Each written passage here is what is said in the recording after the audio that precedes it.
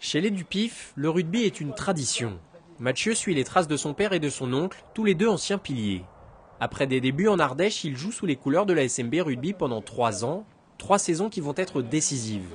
Bien encadré à Montigny, Mathieu décolle et passe les détections pour intégrer l'équipe cadet du Stade Français. En réalité, quand il est allé faire les détections, il voulait savoir s'il pouvait exister à ce niveau-là.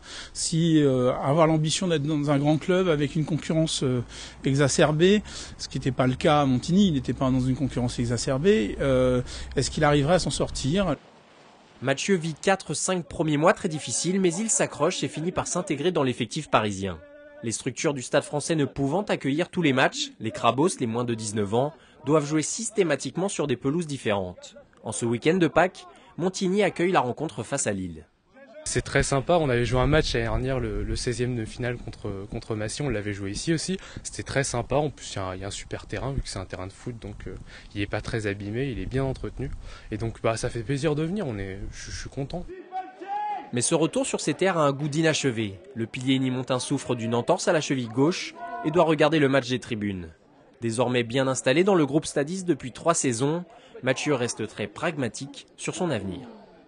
J'ai un niveau correct, certes, mais pas forcément pour aller en professionnel. Donc pour l'instant, je joue au Stade Français, je suis content, j'y reste. Je vais continuer à essayer de grappiller du temps de jeu et à jouer le plus possible et continuer à prendre du plaisir.